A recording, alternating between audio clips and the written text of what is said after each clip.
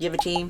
Do you have people on your team? Do you work a bunch of people and you're like, we gotta get this person out of there. He's toxic, he's a cancer, he's growing on people. Everybody has experienced being in a team and you're like, worst person ever, right? How do you know how to find the right person for your team? How do you know if you have the right player? Remember that A player? You C player, A player? How do you figure that out? It's a really hard question when you think about it, but I think we make it harder than it needs to be. First of all, we gotta be leaders ourselves. We have to lead ourselves before we can lead other people. So if you're a team lead watching this and you wanna grow, you need to bring people on. Figure out if the problem is you, like what Taylor Swift said, it's me, I'm the problem. Figure out if you are not working on yourself and growing yourself and you're not the right leader, you're not gonna attract the right players or the right teammates for you. Secondly, if you have a great team and it's well-oiled and you have a great culture of safety, transparency, and everyone's working really well, you have to be even more diligent to bring on the right person, because one wrong ad will mess up the whole situation.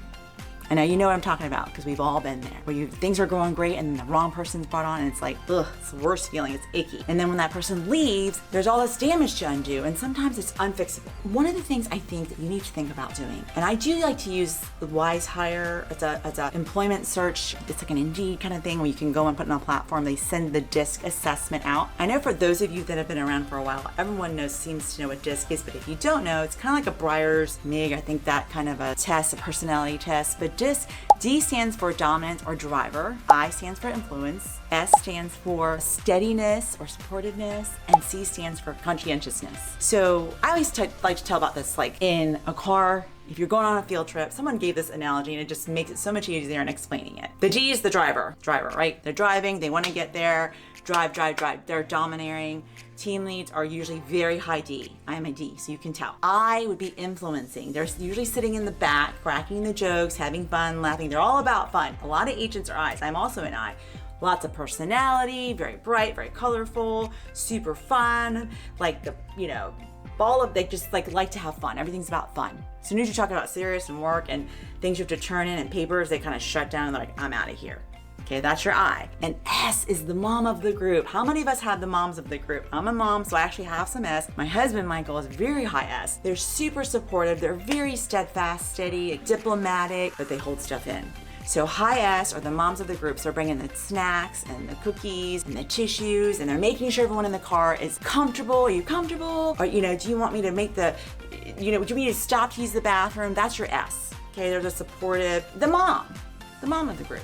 Right? The cruise director. The C is sitting up front next to the driver. They're calculating the map. Are we going at the fastest rate that we need to go? Oh, we should divert because there's a traffic jam. We need to go over here. They're very numbers oriented, crunch. Think about your CPAs, your engineers. Those are high C, okay? So that's the 4 personality types, and we're all a mixture of different things. And then we have values that are in there as well. And so why this DISC assessment's so great, it kind of gives you, if you're not trying to trick it, those people that try to take the test, trick it because they know what they're trying to get, then we have another problem, because that happens as well. Because if you can kind of talk to someone, if you know the DISC really well, the Social Styles Handbook, I highly recommend. It's kind of boring, but or I'm Surrounded by Idiots is another one. They talk about colors instead of looking at the DISC, but it's basically the same thing.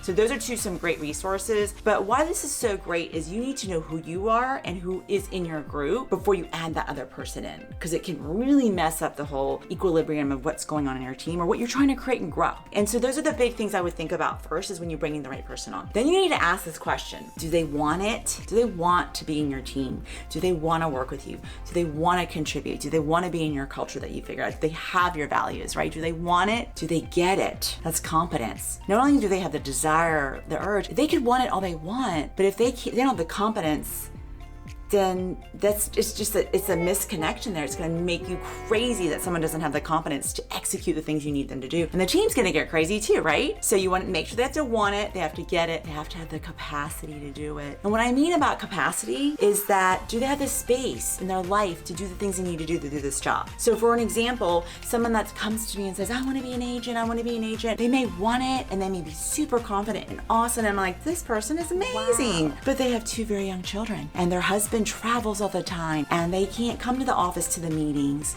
They can't show up for the showings. They can't work but only between 2 and 4 every single day. How is this person going to do it? No matter how much they want it and how bright they are, they don't have the capacity. So those 3 questions I would ask yourself when you're interviewing a client. Do they want it? Do they get it? Do they have the capacity to do it?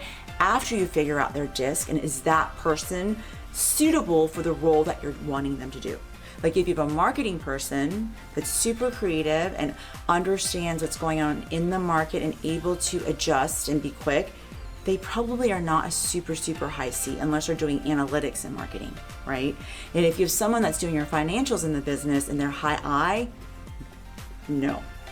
You need someone that's high C, high D, executing and getting things done, and some S. They're too high I, they're gonna drive you crazy because they're going to talk to you all day long.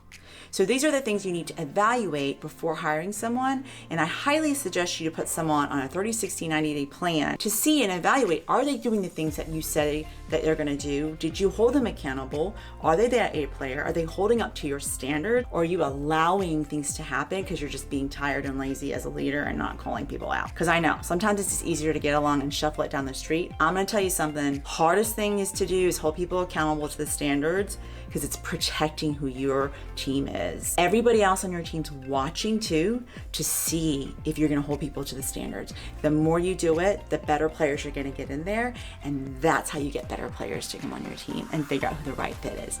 And ultimately, chopping block. If it's not the right person, you can be kind and you can have candor, meaning like, unfortunately for you, we're not a right fit, we're not in alignment, you're not a right fit for our company, you're an amazing human, but it's not the right place for you. Let me help you get somewhere else. You don't have to be a jerk about it, but you definitely don't want to let someone just sit there to be a body. Most dangerous thing you can do is have headcount in your teams that don't contribute, don't help you grow, and don't fit your culture.